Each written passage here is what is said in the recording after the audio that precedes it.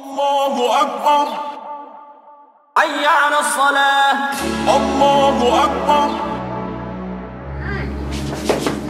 الله أكبر حي على الصلاة الله أكبر. Arise, giving all praise to Allah, Father of the universe, cherisher and sustainer of all the boundless universes. Extend the highest of honor to his holy divine prophet, Noble Drew Ali, the founder of the Moorish Science Temple of America. Islam, Moors? Islam. I extend high honors as well to his forerunner, the Honorable Marcus Mosiah Garvey, the founder of the Universal Negro Improvement Association, who did indeed warn and stir up the nations. Islam? Islam. We extend high honors to the Moorish flag, the red flag with the 5-pointed green star in the center. These 5 points represent love, truth, peace, freedom, and justice. These are the 5 highest principles known to man. Islam? Islam. Give honors as well to the American flag, also known as the Stars and Stripes. This flag exists as a constant reminder of the European nation of OU, the Moors, compound interest. Islam? Islam. Extending honors to noble Sheik staff, noble vanguard staff, keep the peace, and giving honors to you, the hills and bays, for without you there is no Moorish movement. Islam? Islam. How's everyone in the holy night? All is well. Praise Allah. Just a quick check. Is it too hot in here for anyone? Everyone all right? Baby okay? Children fine? Sisters good? Brothers, y'all be all right. Now, what I'd like to open up with, I want to give a demonstration on this word here.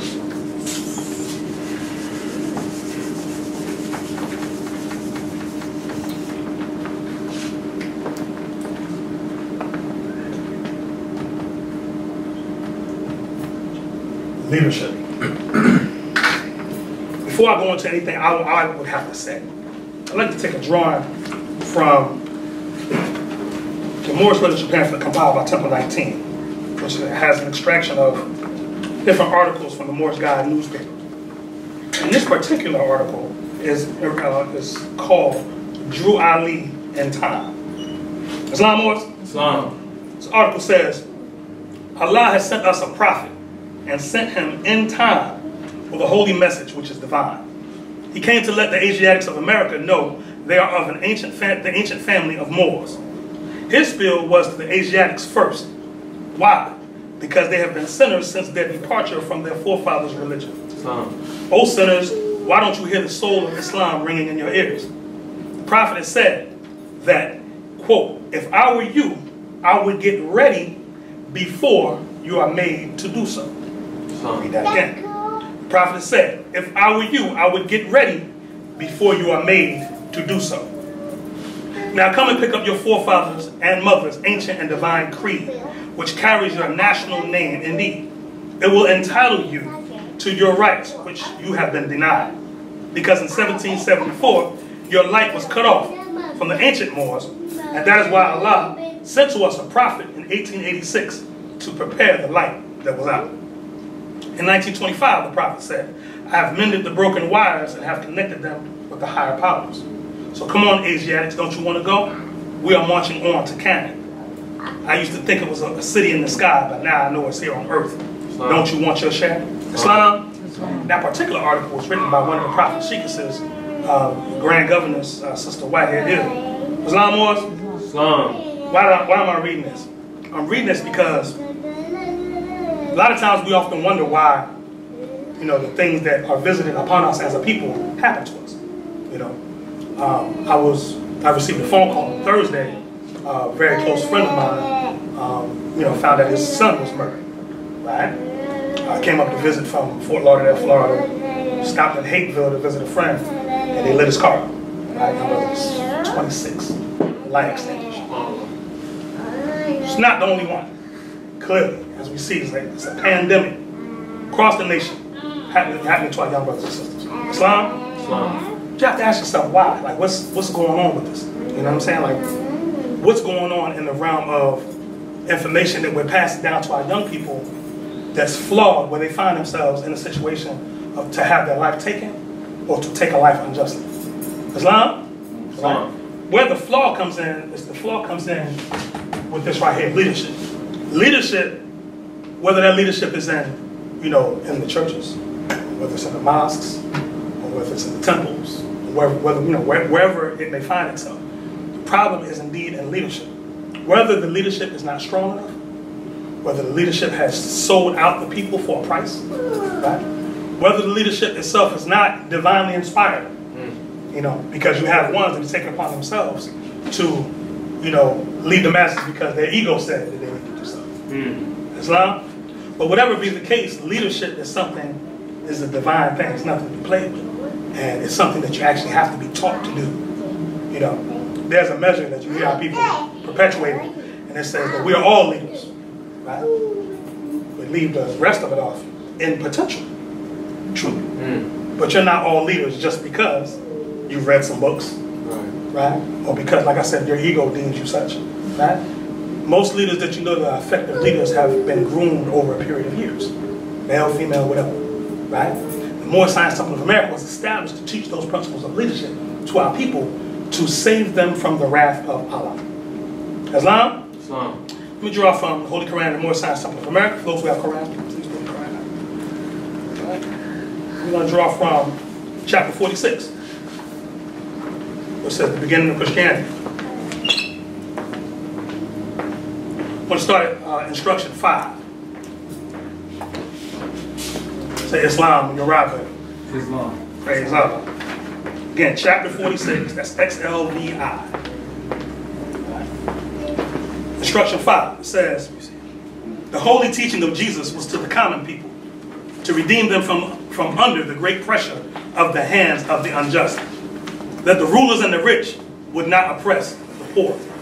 Also that the lion and the lamb may lay down together, and neither would be harmed when the morning came. These teachings were not accepted by the rulers, neither by the rich, because they loved the principles of the 10 Commandments. Through the 10 Commandments, the rulers and the rich live, while the poor suffer and die. Read that again. These teachings were not accepted by the rulers, neither by the rich, because they love the principles of the commandments. Through the 10 Commandments, the rulers and the rich live, while the poor suffer and die. The lamb is the poor people, and the lion is the rulers and the rich. And through love, truth, peace, freedom, and justice, all men are one and equal to seek their own destiny and to worship under their own vine and fig tree, after the principles of the holy and divine laws of their forefathers. All nations of the earth in these modern days are seeking peace, but there is but one true and divine way that peace may be obtained in these days, and it is through love, truth, peace, freedom, and justice, being taught universally to all nations in all lands. Islam Moors? All right? Now, as we clearly see, the prophet, he addressed the poor, suffering, and dying. Islam?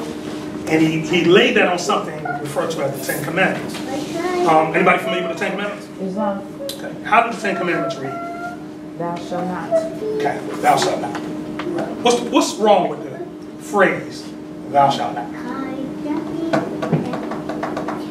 Anyone familiar with the principles, the 42 principles of Ma'at from Egypt? Okay. She kind of. Anybody familiar with those? How do those start off? How are they worded? Does it say thou shalt not? I have not. I have not. Islam? So whether it's the priest or the common man, they had to demonstrate, I have not. Problem with thou shalt not is the fact that I'm telling you the law, but I'm not following it. See, I'm putting the law on you. You do this. You, sister, you cover your head. You do this. But I'm not living it, right? Because I have a title called priest, you know. And when men, you know, take Allah for a foe, they dress men up in fancy garbs and call them priests, right, to restrain the wrath of Allah. Right. So they create a middleman out of fear of the wrath of Allah. Islam, instead of walking the line themselves and taking it on, I say, you know what? I am my own priest. I am my own priestess. Islam. I remember having a conversation with the Babalawo one time, and which is a priest in the Ifa faith. And I asked him, I said, well, the concept of setting up a shrine. Right? I said, is the shrine an external version of the self? He smiled. You want to Sheik? That's it. I said, well, why allow people to set up shrines? He said, well, when they first get initiated, I said, that's all you have to say. Islam? See, the problem is, let me jump thoughts, but it's all the same thought. We started off in this section talking about Jesus. right? Most of us who grew up in this nation, you know, grew up as Christians, right? So when we hear the word Jesus, and these days and times, a lot of us, we just switch off because it's like out there, right? Not realizing that this book right here, right, is an adept's manual. Right. Adept meaning master. Right? Most of the people that read this book are not even initiates. They haven't even been, you know, initiated into the sciences of what that book entails. Islam? Like the Prophet just demonstrated the concept of, you know, the degrees actually of the lion and the lamb. Those degrees are found in this text. But he took and gave you the key to it of explaining what they represent. Islam? Each one of these masters we have up here, Jesus, Muhammad, Buddha, Confucius, all four of them were adept masters. Right? Each of them, Prophet Muhammad, we know Jesus. You know, we know about him going through certain schools. The Prophet gives you a piece of that in the Quran. In Egypt, to be, you know, to stand at the feet of the masters. He was willing to. Prophet Muhammad talks about him ascending into the 7 heavens. Islam? Islam. You know? And so on the same thing with Buddha and Confucius. You know, Buddha sat at the base of what they call the lote tree, L-O-T-E tree, you know, in meditation, almost starving himself, wouldn't eat. You know, to the point where you see this particular version of Buddha with him with his ribs showing, because he refused to eat, right? And then when he reached enlightenment, he realized it's about moderation. It's not about the extremities. Islam, you know, same thing with Confucius, demonstrating the concept of, you know, reserving the ancestral way, protecting the ancestral ways, right? And the ancient scrolls, protecting the ancient scrolls. So the point is that when the Prophet is giving you these teachings of Jesus, Buddha, Confucius, Muhammad, he's initiating you to a certain degree, right? He's exposing you to the ancient wisdom of the ancient world. Islam, what he calls the ancient and divine creed of your forefathers, right? And for us to get to a point where we can, you know, get into a leadership position, we have to understand these lessons. Islam, Prophet says, we demonstrated some of this last week when we issued a nationality card to our newest member, Sister Jalila Nia Ashebe, the little baby that was in the back. And we demonstrated a couple verses from the first page of the Quran. The Prophet's giving you, leadership instructions here. Where he says, dear mothers, right? Notice it starts with dear mothers. It says, dear mothers, teach these lessons to your little ones, that they will learn to love instead of hate. It says, dear fathers, by these lessons you can set your house in order, and your children will learn to love instead of hate. Right? Because again, that's where the leadership starts in the home. Right? If our children have the principles they need, they'll know how to guide and navigate themselves as they're in the world. Islam, all right? We draw from another source in this book called Bible, the book of Luke, or we should say the Hadith of Luke, you know what that means, the tales of that book. It's a good hadith. It says, book of Luke, chapter 11, verse 29. And it says, when the people were gathering, he began to say, this evil generation wants a sign, and no sign will be given to it except the sign of the prophet Jonah. Right? I thought that verse was pretty powerful because, you know, our people scream they want salvation, they want change, they want all this. But they don't want to put the work in necessarily to change. Islam? You know, like, you know, I'm for every generation having its own form of music. You know, in my highest mind, I would like them to have fun. Y'all do what y'all do, right? But when you listen to the lyrical content of what they're taking in, you know, everything destructive. You know, I mean, we had our share of destructive music back in the day too, but at least we produced self-destruction. Right? You know, we're all in the same gang. You know, something, you know, to stop the violence and stop the madness, right? You don't get that now, right? Because the whole society has been set at odds with one another, right? To perpetuate prison industrial complex, so on and so forth, right? But it continues in verse 30, it says, for as Jonah was a sign to the Ninevites, so also will the Son of Man be to this generation. It says, the Queen of the South will rise up in judgment with the men of this generation and condemn them, for she came from the far ends of the earth to hear the wisdom of Solomon. And behold, a greater than Solomon is here. Islam? Solomon was considered one of the wisest men of the East, right? But I bear witness that the last prophet these days and times is wiser than Solomon is in ancient times. Islam, Solomon was wise, but he allowed himself to be taken off the medium path of Allah by chasing foreign gods, which are foreign ideals. Islam was? Islam. Right? It says the men of Nineveh will rise up in judgment against this generation and condemn it, for they repented at the preaching of Jonah. And behold, a greater than Jonah is here. Now here's what goes into your inner wisdom.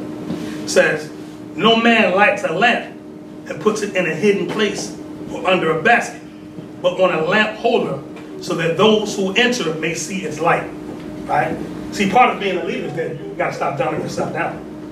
Right? Stop, the fear of, being the oddball. Right? The whole room's doing something crazy, and you dumb yourself down because you don't want to stick out. Islam, you have to be willing to stand out in order to convey the message. Islam? All right? And if that means, and that's with family, friend, or like the Prophet said, whether on your jobs, homes, or on the public streets. Right. Islam? It says, the lamp of your body is your eye. When therefore your eye is bright, your whole body will also be light. But if it is diseased, your whole body is dark. You ever go on the streets and look at how people in their eyes? You can almost, I've seen grown level corruption in children. When you look in their eyes, you know that they've seen too much already. Right? And it's rough to have to take a 6-year-old, right, and debrief them from the stuff that they've gone witness to in 6 years on earth. But that's the state that we're in. So the prophet says, if you're, prophet Jesus says, if your eye is dark, then that means your whole body is dark. Islam? All right? It says, take heed, therefore, lest the light which is in you be darkness. Like the Prophet said in the Quran, said, men love the dark, hate the light. Islam? It says, if your whole body is lightened, and there is no part in the dark, the whole of it will give light, just as the lamp which gives you light with its shining.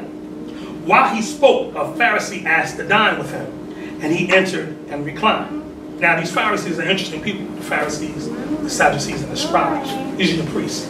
These are interesting people because they don't come amongst you to help edify, or help to raise up. These are ones that are trying to catch you up in your words, right? So you have to be cautious as potential leaders, right? So have a discerning spirit as to who you're around at all times, right?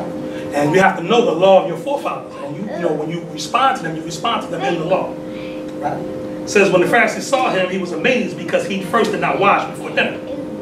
Jesus said to him, now you Pharisees clean the outside of the cup and the dish, but within you are full of extortion and iniquity. Oh, you short-sighted. Did not he who made the outside also make the inside?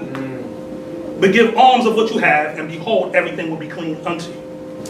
But woe to you Pharisees, who take tithes and mint and dill, every kind of vegetable which are offerings, but overlook justice and love of Allah.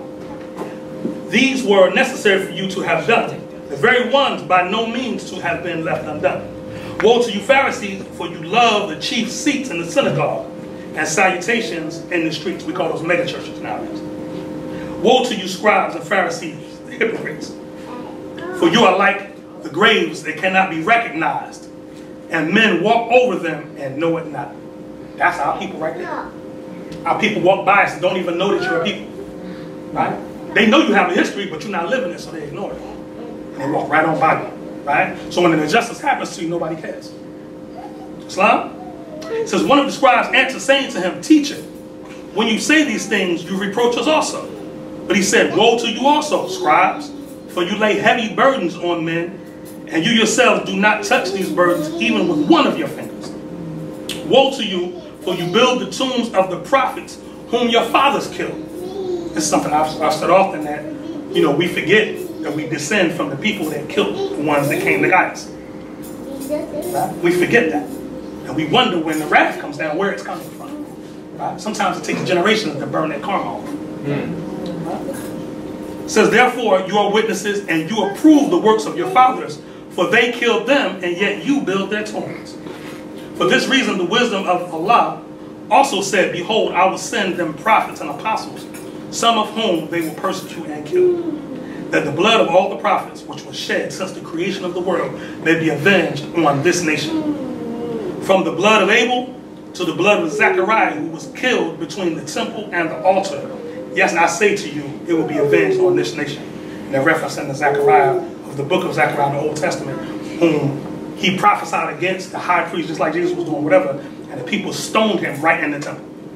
Right? Kind of similar to Malcolm giving a, demonstrating at the Audubon, and they rose up and murdered him right while he was giving this demonstration. It's been going on for a long time. This is not new. Islam, you are indeed your forefathers without doubt or contradiction, the good and the bad. So when you invoke ancestors, see, we forget that. We pouring libation, we doing all this, invoke the spirit of the ancestors. Bring them back, bring them back. Oh yeah, you bring them back. All right. You wonder why some chaos is going on in your life. All them jokers don't need to come back. Islam, y'all don't hear me. All of them don't need to come back. You can look in your own family. Some uncles you don't need to see no more. Islam. There's some cousins you don't need to see no more. Islam. Islam? Because if it wasn't an uplifting spirit, why would you invoke it? Right? We're specific about what we invoke. Islam? Islam. Let's move forward. It says, woe to you scribes, for you have taken away the keys of knowledge. You did not enter, and those who were entering you hindered. That's another thing too. As potential leaders, I want you to remember that anytime anyone's coming to a phase of enlightenment, right, and they come to you for advice, don't put your issues off on them. Right? If you're talking about this Moorish Science Temple of America and you had a bad experience somewhere at some temple or whatever, don't put that on the people. The prophet says that hope should be the beacon light. When you remove hope from a people, you get what you see out here. How people live as though they may die tomorrow because they're dead. Or saying that. Or that minute. Right? So despair is at an all-time high. So as a potential leader, why would you add to the despair? Right? They're supposed to be coming to you for an uplifting thought. Because everything is a thought. Right? Every point in your life where you felt as though you were defeated, that means you submitted to a particular thought or a particular ideal. Islam? But when you realize that that idea is false, especially if it's not a unifying ideal, right? I give honors to those who brought babies in the world. Praise Allah. My grandson was here. He left. Okay, praise Allah. But he, for the time he was on, he was well behaved. If y'all know him, you know that's not his style. But he did good for the time he was in here. But praise Allah for the baby. Praise Allah for the little one making noise in the background. We need that. When I hear that noise in the background, I know there's the future. Islam? And I've been whining about that for years. We need babies in the temple. We need babies. And praise Allah for the parents who bring them. Right? Because whether you realize or not, you're creating a capacity in their minds to accept something, a higher thought. Right? If you don't put a higher thought around them, right, when they succumb to what's going on out there, how can you be upset? It's all based on the example that we give. Right? And it's not what you say as a parent. It's what you do. That's the lesson. You can't tell them to do a particular thing if you're not doing it. Because a child will call you one until you smack them out. Right? But they'll call you one. Mama, you don't do that. Go to bed at 8 o'clock. Mama, you don't go to bed till 1. Do as I say, not as I do. As soon as you, right, thou shalt not, thou shalt not. Islam, that's the 10 Commandments, ain't it, sister? All right? But the point is that, they're quick learners. You got to remember, these little masters just incarnated from the other realm. Right? So some of the stuff they come with is just divine guidance. But we dumb them down to put our program in them. Right? They talk about one of the, the things where, according to the story, Prophet Adam and his wife Hawa, they call Eve, they said when they messed up was that they claimed, their children to be theirs instead of dedicating their children to Allah. Right? Because when you dedicate, when you claim a child to be yours, you put them after your, like in Arabic they say the word sunnah, after your tradition. How good is your tradition that it should be followed? Rhetorical. Reflect back on yourself and the things we've done up to this point. Right? How good is your example that you would want a child, your child, to follow? Right? And when chaos happens and when confusion happens, what set of laws do you use to defer to clarify the situation? Right? What set of laws do we have the children under? Are we freestyling? Are we going leaning to our own understanding with our own upbringing? How many of us had lawful upbringings? My mom taught me plenty of stuff that was outside. Plenty.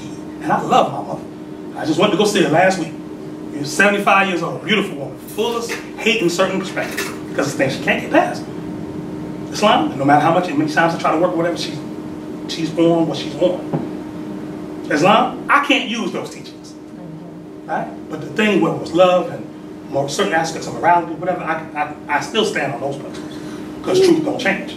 Islam, but you have to take an assessment of your life, and, and look back, all the things that I learned, how much of it is useful to save the generation that's coming through me, right? And also think about this too, the fact that you're writing history in this moment, right? So you ever wonder, like, think about Prophet Noble Jurali or Elijah Muhammad or Marcus Garvey, whatever. You look back at your family, as mighty as these organizations were, have you ever asked your family members why they didn't join these organizations? Or even for that matter, Dr. King, any of these great, like men, men and women that, sacrifice their lives for the upliftment of our people, regardless of that particular understanding, but they sacrifice their lives. Yeah, I should think, well, why didn't you join those particular, But how fly would it have been if, you had relatives that still with the Prophet, or still with Garvey, and you had those pictures, and you could show your children, look, now you come from a strong lineage, right? But when we crack open the family photo albums, what do you see? Me. Cats getting drunk at the barbecue. That's me. Just you. Islam. But the point is that why I'm saying all that is to say, you're writing history right now. So what are you writing? What is the legacy that you're writing right now? Will you let history happen, or will you take control of it, like Prophet take charge of the situation, right? And make a change so that you will become someone respectable that your babies can look back on and say, you know what? This is where I come from, right? When they out in the world, they face some stupidity, they can look and say, now I'm better than that. Islam, I met a family today from Cape Verde, right? Which is a set of islands off the coast of Morocco, right? And evidently, the brother had a bad dealing with some Muslims somewhere, right? And he had a chip on his shoulder about Islam, So he kept trying to provoke me, right? So I try to keep religion out of my trade, how I make my money, because religion and politics and money don't really, right? But he kept provoking, so I had to entertain it to a degree, right? And he kept trying to be careful of this too. Back to the issue. Be careful of people when you're trying to expose people to higher truths. Be careful of people trying to bait you into a box that they create, right? Prophet brought you a thought that was infinite, right? It was without boundaries, to the point where your circle 7 is not, the circle is not bound, it's broken into 4 quadrants, right? You can draw truth from the north, south, east, and west, right? So don't allow people to create boxes. So in them baiting you about Islam, well, the Quran says, so now he got a script that he's going to use, right? Now doggone well, yeah, we got that. We got something else too. Right? And you're not really bound by that thought, right? He's trying to, bait you according to his particular thought of his understanding. Islam? But the point is, you have to be yourselves and no one else, and be your forefathers. It's a difficult thing because, this phrase, people be like, I'm just doing me. Heard that before? Just doing me, right? Or you ask the person, well, who are you? And they start giving you an understanding based on something carnal. Right? Most people have never met the real them. How are you describing yourself? Who are you? Tell me something about yourself. Right? And what are you going to tell me? The script. Most of us give the script that was given. Brother Raphael dropped a powerful demonstration on me earlier. He was talking to a particular group, no specifics, but he said in the group people were just giving responses of them being Methodists and Baptists and Protestants or whatever, not because they go to church and are devout, but because that's what their forefathers were. That's what their mother was. And that's what they never really thought about it. I'm a Baptist. Well, why are you a Baptist? I don't know. That's how I was raised. Really? As an adult, that's how we make decisions. But then we're going to tell our children to be independent thinkers, right? When all you're giving them is the script that you were given, right? I think the first choice that you've ever made is when you proclaim your nationality and you know what you're doing. There's a law. Because that shifts the paradigm from what they tell all of our people. Right. Dr. Phil had a show not too long ago where it was a sister, a little young sister, about 16. And you saw her? I'm white. And she says, I'm not black. Which I can rock with I'm not black piece. That's what I thought she was going. I was like, oh, African Americans stink and their noses. Now keep in mind, her nose and lips look like mine. Their noses are so big and their lips and their hair is so, my hair is straight natural. I'm in the hair industry, she had a problem. But you know, all this type of just hate and vitriol for her own people. But come to find out that her mother, you know, her mother was previously married, her husband died. Her mother's husband was European, and she told her children they were biracial. So she leaned towards the European side, teaching that, or believing that side she was better than the rest of her people because she had that side. But then when the European died, right, she came clean, like, nah, you're full of love, and the girl had like a mental crisis, like a psychotic break. It was like, no, she was saying white, this is her language. No, I'm white, So they have, video of her walking through Beverly Hills, like, oh, look, I love this. There's no African Americans. Oh, it smells so good because they're not here. See, the prophet's teachings, a lot of times you have to come across stuff like that to know that he was really a prophet in that day. To be saying the stuff he was saying in 1920. To know that it was going to get this bad. You know what I'm saying? Don't get me wrong, 1920, our self-esteem was pretty bad, right? But at least in terms of being men and women, men were men, women were women, right? And they knew what they were called to do. Brothers weren't trying to be women. Brothers, nah, I'm not built like that. That's what she do. Sisters weren't trying to be brothers. Nah, I'm not going to do that. That's what men do. Islam, and it was a divine union between the two, right? But for the prophet to reveal Acts 7 and, husbands you must, wife you must, sons and daughters you must, and put the roles back to understand that each one of you must have a clear conception of the work that you're called to do. Islam, that indeed was prophetic for 1920, right? And those prophecies come to pass even more so now in 2018, right? So I would venture to say that, like I said, to reiterate, the first decision that you're ever going to make is to proclaim your nationality and become every part of this Moorish Divine National Movement, right? We think when we go to a sneaker store that, you look at the wall, you got all the sneakers up, and you pick a pair of sneakers. Yeah, I made a decision. No, you didn't. All you did was choose from what they offered. Right. Because you didn't put none of them sneakers on that wall. Right. Right? If you would have created a sneaker like one of our brother Grand Sheik Heru Ranesi-El from Brooklyn, who actually made a Moorish American sneaker, right? That more was demonstrated, And whether you like the sneaker or not, all you should have a pair. The Mexicans, our cousins, that's how they think. That's why they're successful. Across the street right here is a taco stand where the buses pull up and take brothers and sisters back to Mexico, right? They have about 5 buses, brand new charter buses, right? I was talking to my son. He actually has a night job, but he washes those type of buses. So he said he asked the owner how much those buses cost. So those buses cost $400,000. The Mexicans got 5 of them. But we want to joke with them, joke on them. Right. Oh, it's 12 in the house. Ha ha ha ha. Not realizing that the 12 in the house is one family pays the rent for 1 month and stack for 11. Right. Leadership. Not worrying about what people say or what the doctors think. You develop your plan and you stick to it. Pushing the ego aside. And I know, as a matter of fact, I know because I've had some Mexican friends. And they let me know that, no, amigo, we go edit in the house. Right? It's not all love, right? But it's in the house. When we come out together. I couldn't do nothing about it, brother. That's principles. For the past, we've been here about going on 4 years. And for the past 2 years, that Chinese restaurant on the end has been vacant. I'm telling the Moors, we need to open a restaurant over there. Open a restaurant. Hearing nothing. The other day, a Mexican brother came in. And he says, Nico, do you have the landlord's number or whatever? So I gave him the number. He just rang. And he's like, could you give him my business cards? I said, sure. So he gives me a business card. The brother had a Mexican restaurant somewhere in Forest Park. Already had a restaurant. Tow company. And a company where they build the metal beams that go inside of buildings and stuff. Right? Could hardly speak English. But he had 3 businesses. Right? Speaks math, fluent. Right? He ain't too much worried about English as long as them dollars add up. Right. Islam, leadership. Right? So it's a lot of stuff we got to get past, and most of our failures come from our own ego. And that individualism that we were taught. And individualism is not how we succeed. In the modern era, they speak out against what they call group think. Right? Oh, group think. No, that's sheep mentality. Sheep. Right? Jesus said the message, the holy teaching of Jesus was to the common people. The common people is represented by the lamb. Right.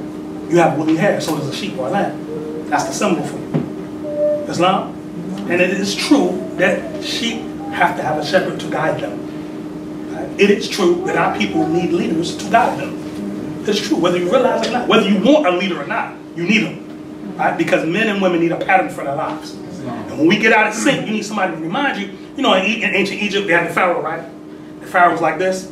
He's holding what? What does he hold? The crook and the what? The flail, right? So he's got a whip and a shepherd's crook. What are they for? So when people get out of guidance, he guides them back, right? When they get too far out, he, you know, hit them with the reproof. Mix kindness with reproof. Islam? Wakanda forever. Okay. Islam, we would demonstrate that. Styles of Now logo years ago. Ain't that right, Sheik? He should know. He designed that logo right there. Praise Allah. I'm gonna share something. Y'all missed something last week. This is a pause for the cause. This mall right here is, I had the mall, we did a little birth ceremony for Sister Jalil Nia. And I had Sheik Rashid demonstrate the call to prayer, the Azan, the Arabic Azan. When I tell you that mall called, that joint had Moors about to cry up in here, Moors. We call them Nat King Cole Vale. That mall got some vocal cords. You will hear it again. One day, inshallah. All right? I caught him by surprise. He's like, okay. But anyway, we're back to the point of leadership. But in closing, Moors, I just want you to remember, more, just, you know, let us get out of our own ways. You know what I mean? Let us stop being the hindrance to our own progress. You know, and you know, let us, you know, really just, you know, get to the point where we can edify one another. Put that word in your vocabulary. Edify. It means to uplift, right? Yeah. You know, we have to uplift each other at every step of the way. You know what I'm saying? And when your brother or sister does something honorable, applaud them. You know, lift them up. You know, because again, we've been taught to be, you know, it's a bad interpretation of the word humble. It's not humility. Humility is a good thing. We denigrate ourselves almost. Somebody gives you a compliment. That's a nice turban you got. Oh, this old thing, oh, it's just, I had it in the class. Just Islam, receive it.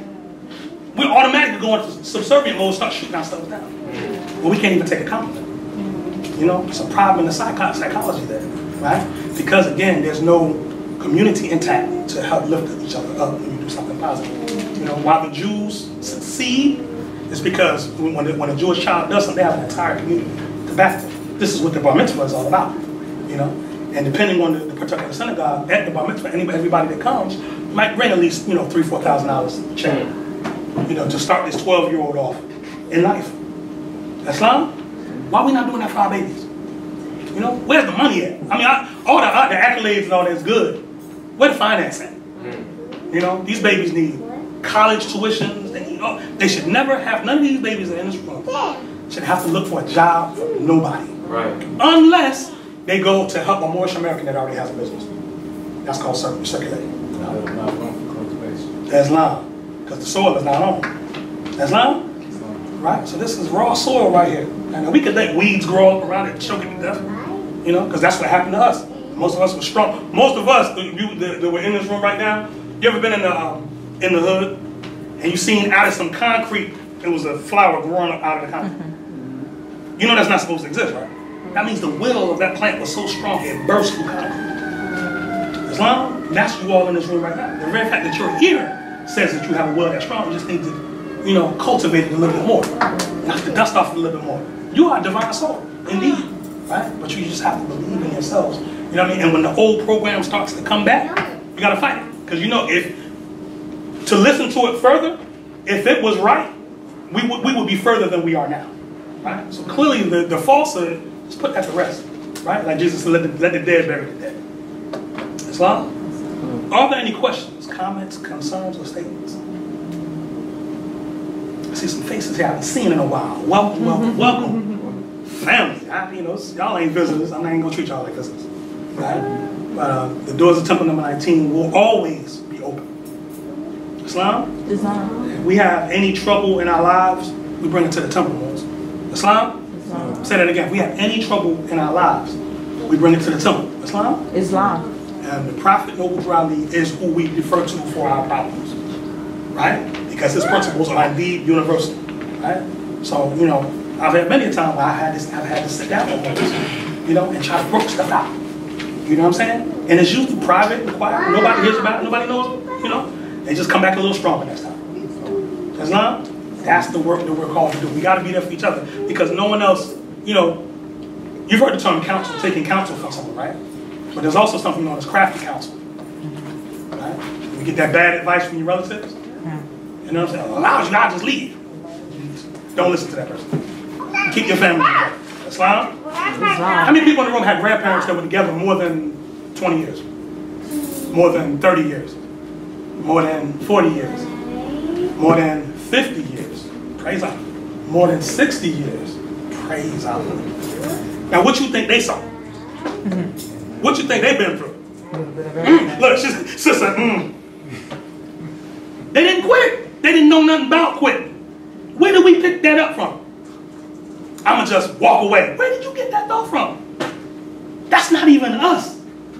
That bears witness to the fact that we don't know who we are. And you have to be taught, because we just started that mess about, like 2 generations later from my grandparents. Right? Now, how many of us had single mothers and fathers?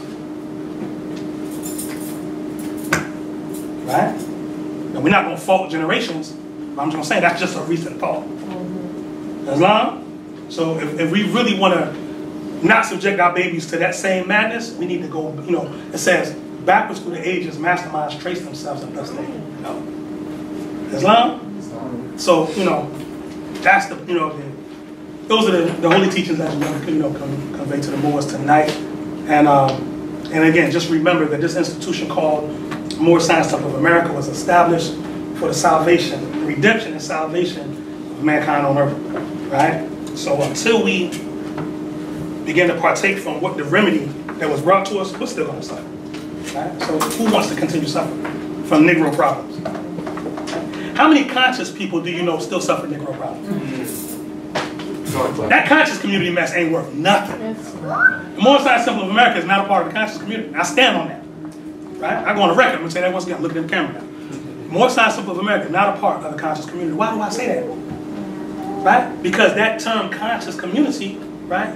If you listen to the elders that formulated that term, they admittedly built it based on philosophy. Researching doctrines and dogma. Metaphysics and ego. Had nothing to do with nation building. Had nothing to do with, teaching people to raise up the temple of the perfected man. It had nothing to do with that.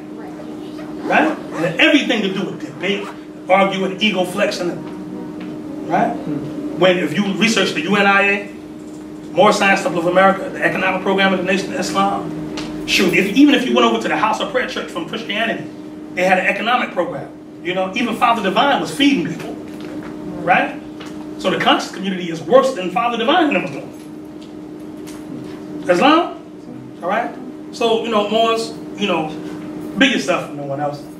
Learn to love and say, hey, Islam. Any last questions, comments, concerning the statement, especially from the sisters? Going once? Going twice? I would just like to, I knew it, praise Allah. I would just like to add to Please. what you were saying as far as how quick, as a people, how quick we are to give up on one another. And I just think that, like you said, it comes from a lack of knowledge of self. And then also just our upbringing, seeing us being adapted to the fact that it's okay to be a single mom, or it's okay to be a single father, or it's okay to cultivate a broken home or family.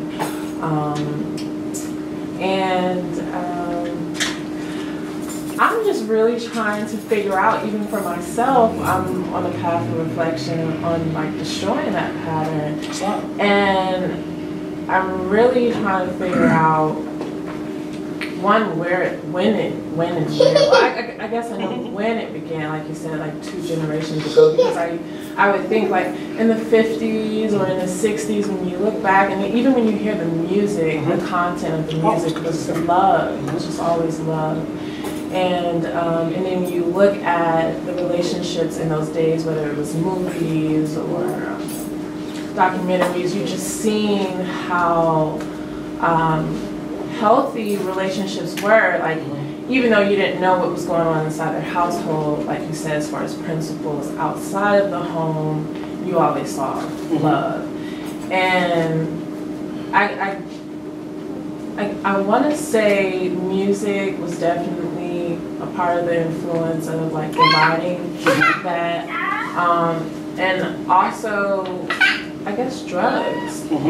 Psychologically, as you know, we hindered ourselves, and we like strayed away from that love factor, and it also became like self-consumed, just all about self or ego. Absolutely. You know what I'm saying? Because when you're not in tune with higher self, but like lower self, so ego.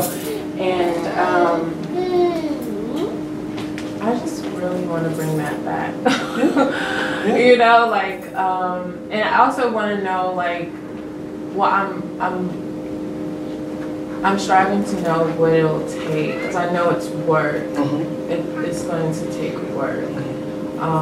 Because the sisters are really like, and I'm just speaking, you know, because I can only speak for You're a myself sister, as a woman, you know.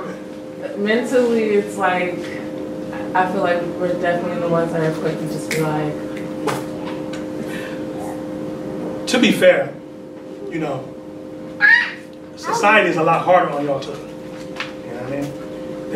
It's almost not fair for, you know, what you all have to take on a lot of times. You know what I mean? Which causes you to have to mutate your own personality to survive. Right?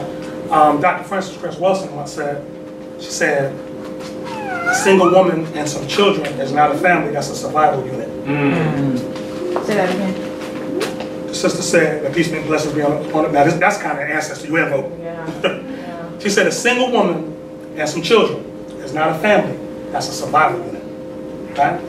Because again, it took the whole, you know, it took both polarities to incarnate that child.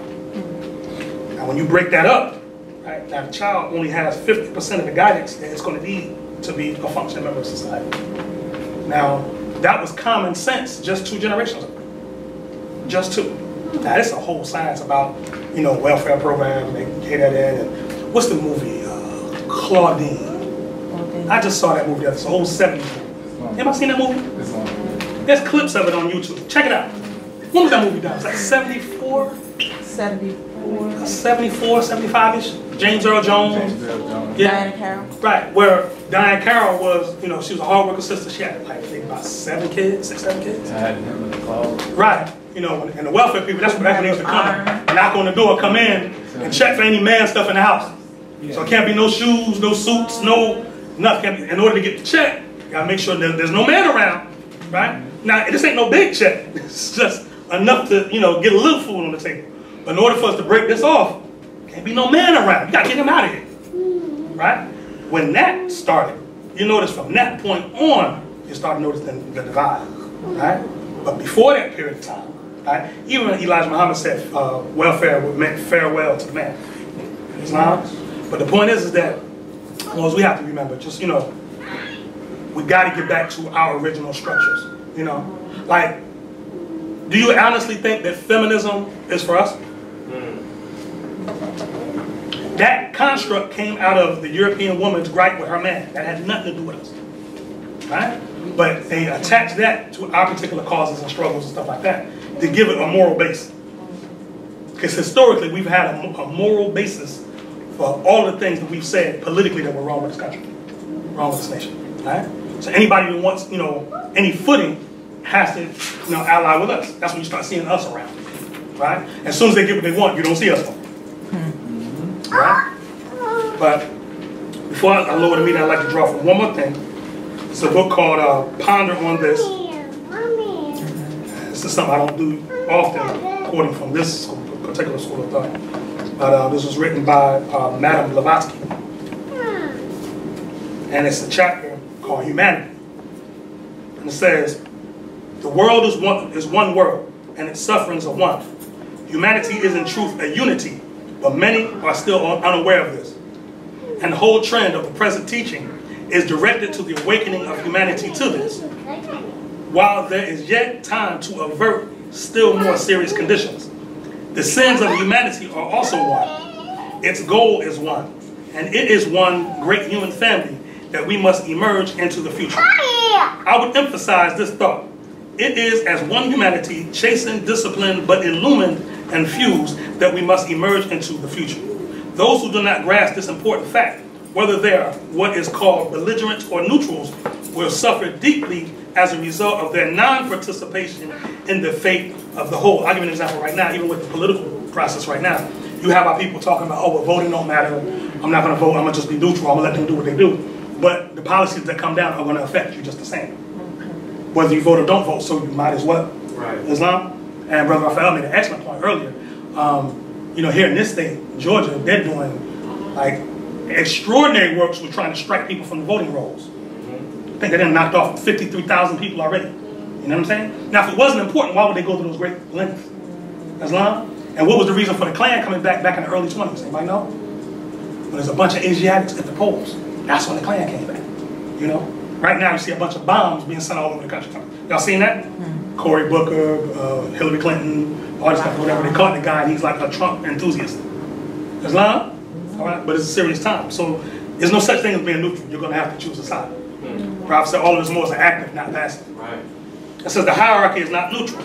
It is one with the right element in every nation and set against all separative, isolationist, and materialistic attitudes.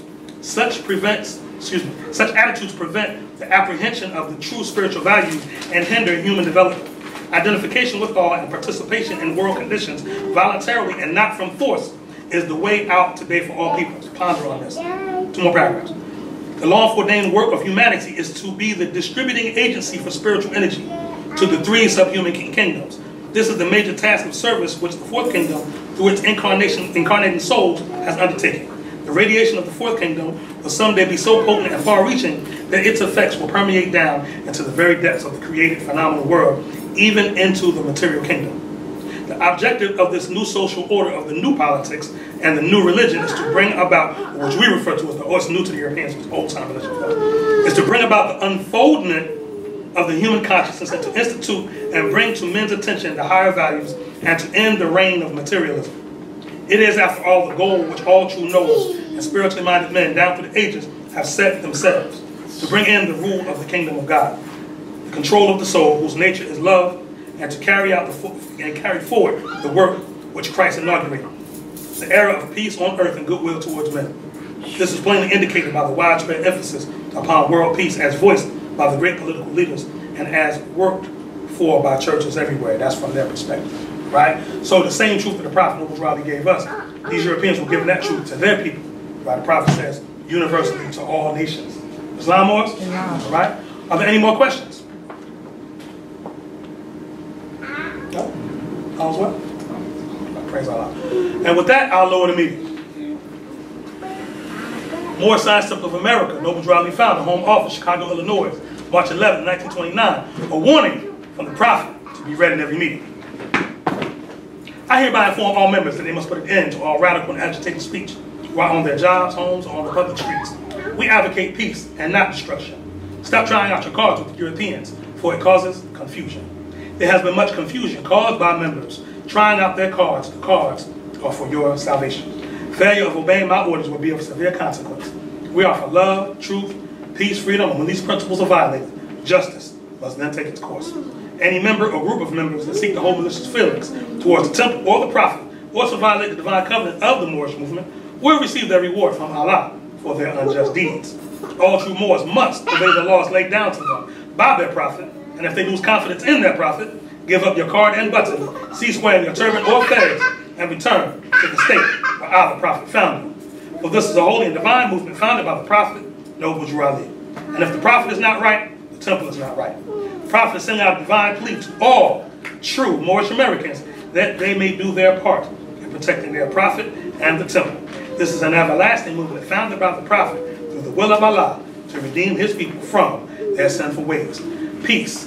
Noble Raleigh. Islam? Islam. Islam? Islam. Islam. Islam. All praise is due to Allah, the highest honor to his holy divine prophet, Prophet Noble Raleigh. Islam was? Praise Allah. I want to thank you all for your patience, your sacrifice for coming out on a Friday night to come reason together.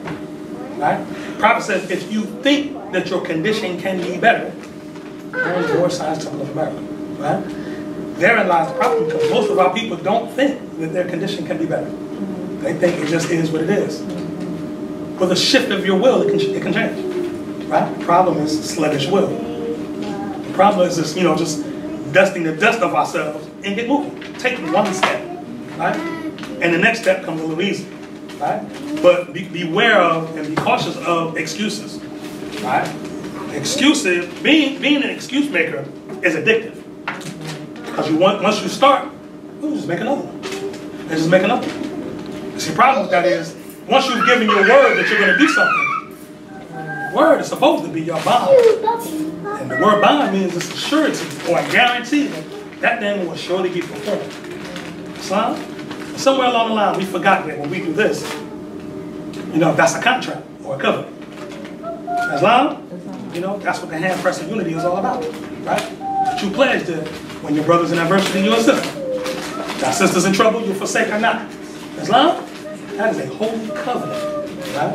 And that you would prefer not a stranger before your own brother, right? So when it comes to the Moorish, that's what we prefer, right? We have tolerance and love for all of humanity, right? I sincerely prefer all Moors. Islam, you know, and you have to have the ability to wipe away the sins of your brother and sister. Stop holding grudges. Stop being so hateful. Islam, y'all know we hold on to stuff. Right? And wonder why we the #1 in every disease known to man. Because your form wasn't designed to hold hate. Right? You look at it as a whole. Let's say after 1865, after slavery was declared out, I mean, by way of what happened, the travesties, you would have thought that every Asiatic that was on a plantation would have turned and slaughtered all Europeans. Did it happen? Why? You know, something else is added unto thee. Something else is different about you. It said, just go on with your life, keep going.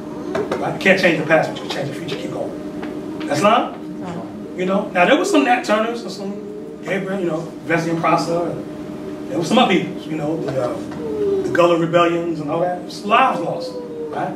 But as a whole, we just move forward. Islam? And we can't get to our destination, which is not uncertain or unknown, by being hateful. Islam? So, just drop, you know, you're holding a bag of bricks, just drop them. Right? And move forward. Islam? And with that, we'll close the meeting as we began. Everyone, please rise. Face the east. It's right ahead of you. Hold your feet at the 45-degree angle. Stand on your square. 5 on the left, 2 on the right. Invoking the sacred presence of the 7 Elohim that created everything that ever was, is, and ever will to be. Please repeat after me. Allah. Allah. The Father of the universe. Father of the universe. The Father of love. Father of love. Truth. Truth. Peace. Peace. Freedom. Freedom. And justice. And justice. Allah is my protector. Allah is my protector. My guide. My guide. And my salvation. And my salvation. By night. By night. And by day. And by day. Through his holy prophet. Through his holy prophet. Drew Ali. Drew Ali. Amen. Amen. Islam. Allahu Akbar. Allahu Akbar. حي على الصلاة. الله أكبر.